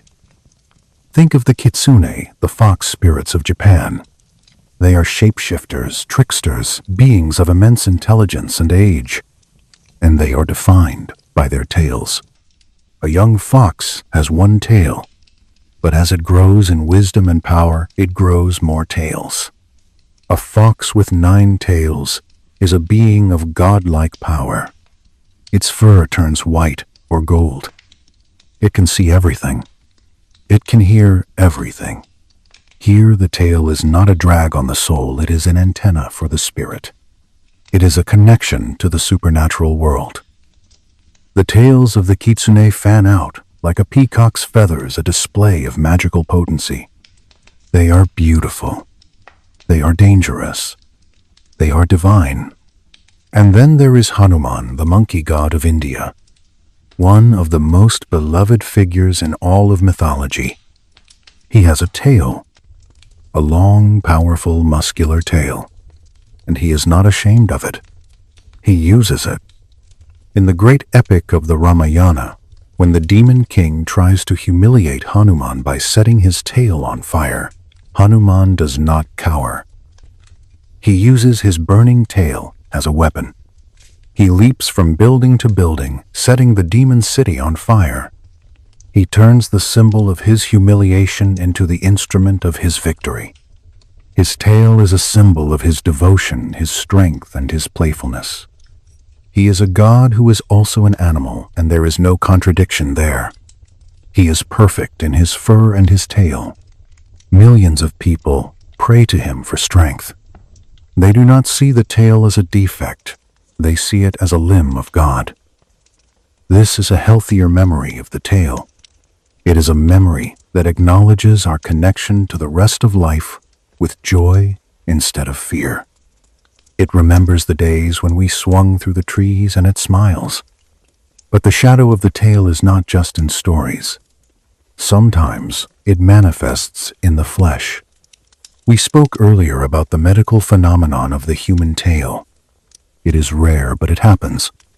A baby is born with a protrusion at the base of the spine. Doctors call it a caudal appendage. It is usually soft, made of skin and fat and connective tissue. But sometimes, in very rare cases, it is a true tail, containing vertebrae and muscle and nerves. I want you to imagine the atmosphere in the delivery room when such a child is born. The silence that falls, the shock of the parents, the confusion of the doctors. It is a moment where deep time intrudes on the present. The curtain of evolution is pulled back for a second, and we see the machinery backstage. We see the ancient code running. The child is healthy. The child is perfect. But the child has reached back 25 million years and retrieved a lost heirloom. Modern medicine usually removes these tails immediately. It is a simple surgery. The tail is amputated, the skin is closed, the scar fades. The child grows up never knowing they had it. But think about the impulse to remove it. It is not just for medical reasons. It is for social reasons. We cannot tolerate the breach of the boundary. A human with a tail is too disturbing. It blurs the lines too much. We need to maintain the definition of our species. We prune the tree of life to keep it tidy. But for those few days or weeks before the surgery, the tail is there. It is warm. It moves. It responds to touch. It is a part of the human body. It is a reminder that our DNA is not a fixed blueprint. It is a dynamic conversation between the past and the present. The tail is always there, waiting in the wings, waiting for a cue that usually never comes. And yet, in our modern world, there is a strange new development. We are starting to want the tail back. Look at the world of cosplay and fantasy. Look at the movies and the video games. We are obsessed with characters who have tails. We create the Na'vi from Avatar with their long, graceful sensory tails that connect them to the planet. We create superheroes with prehensile tails that can grab and fight. We put on costumes with faux fur tails clipped to our belts. Why do we do this? Why do we pretend to have a limb that we worked so hard to lose? I think it is a form of phantom limb pain, but on a cultural level, we miss the balance. We miss the expression. We miss the feeling of having a part of us that is purely instinctual. We are tired of being upright and rigid and controlled. We want to swish and twitch and curl. We want to signal our feelings without words. Wearing a tail, even a fake one, changes the way you move. It changes your center of gravity. It makes you more aware of your hips and your spine. People who wear mechanical tails, which are now being developed by engineers for balance assistance, report a strange sensation. They say that their brain adopts the tail very quickly. The brain is plastic. It remembers the old map. It knows how to drive a tail even though it hasn't had one for millions of years. You strap the device on, and within minutes you are leaning into it. You are using it to counterbalance your turns. You feel a phantom connection to the machine. It feels right. It feels like a piece of the puzzle that was missing has been put back. This suggests that the neural circuits for tail control are still there, sleeping in our cerebellum, waiting for something to control. We are walking around with a remote control for a device we no longer own. This fascination with the tail is a symptom of our loneliness as a species. We are the only ones of our kind. All the other humans are extinct. The Neanderthals are gone. The Denisovans are gone.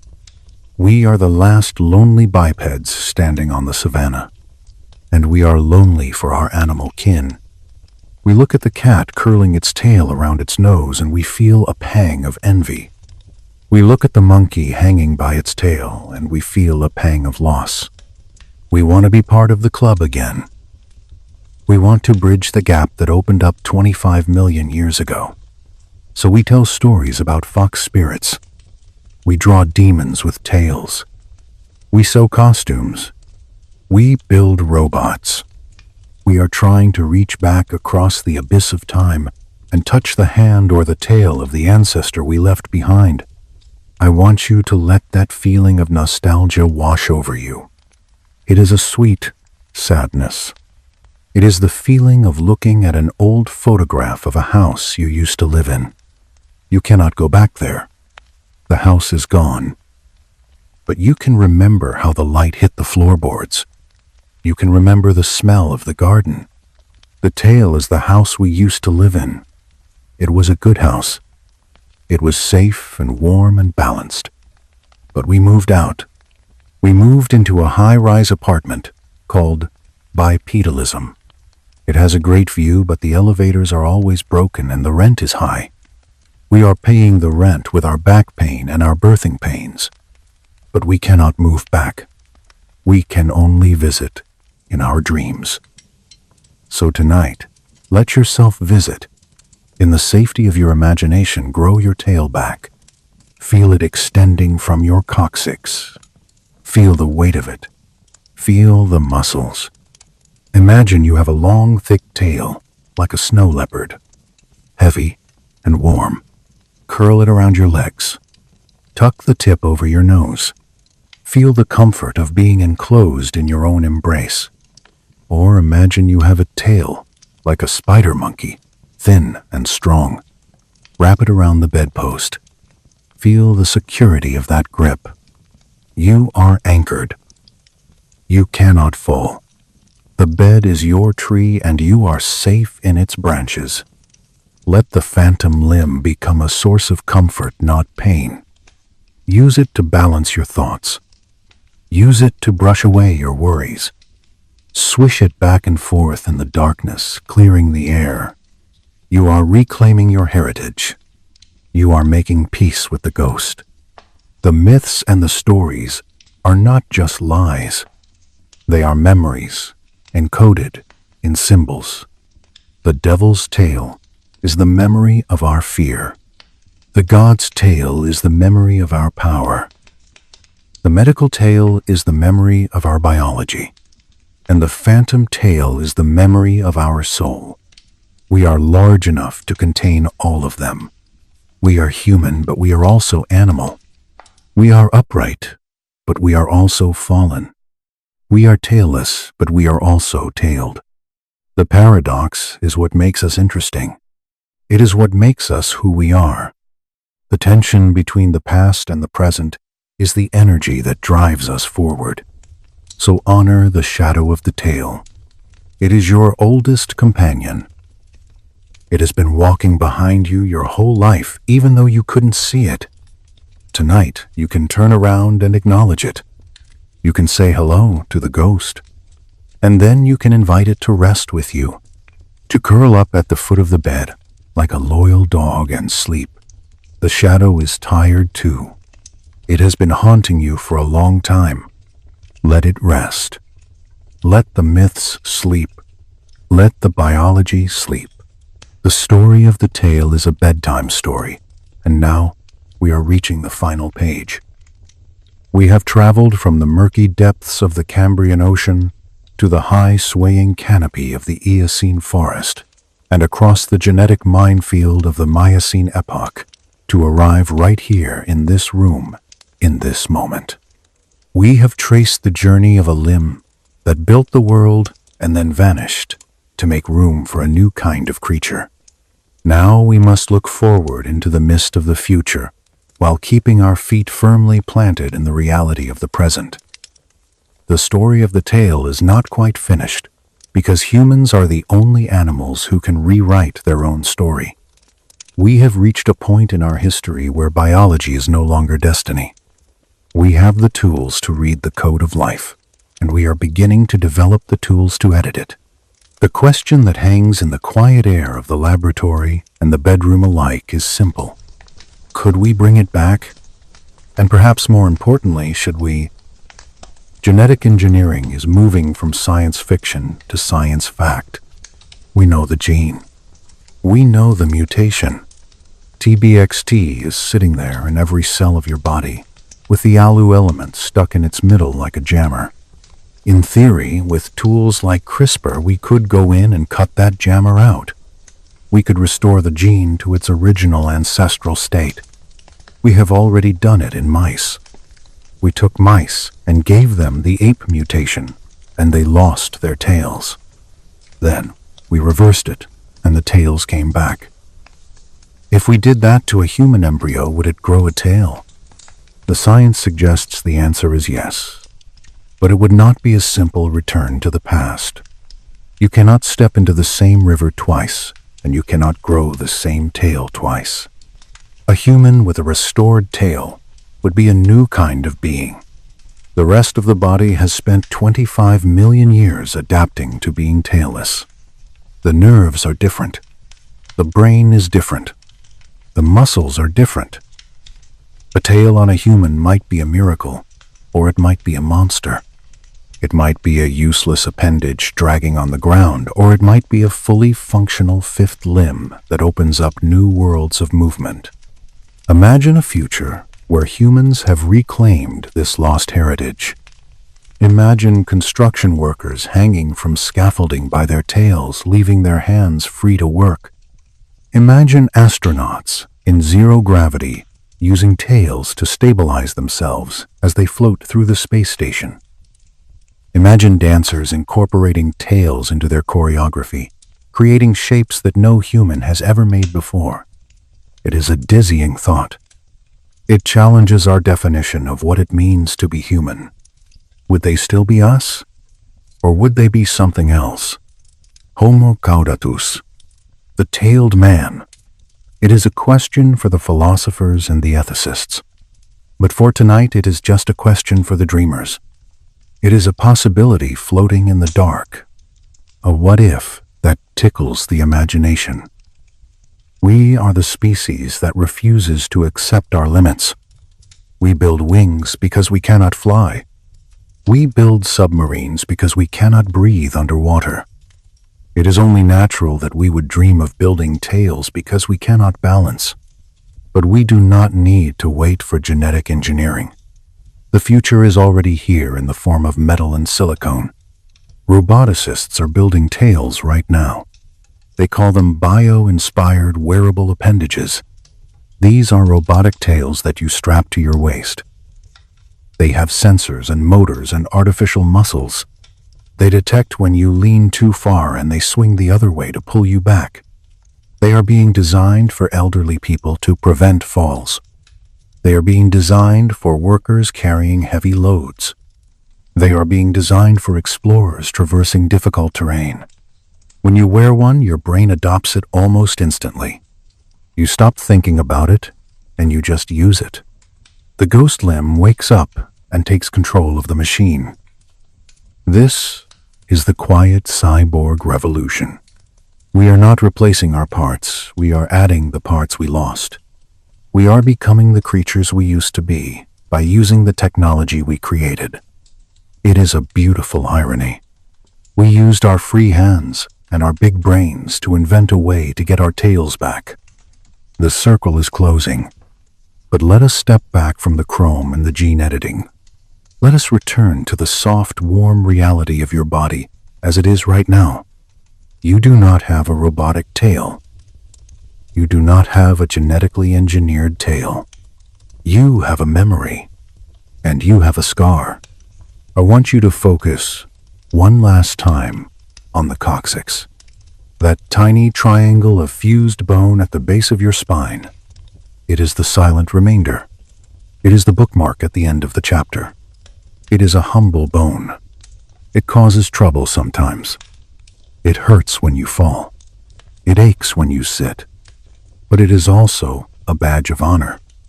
It is the proof that you are a survivor.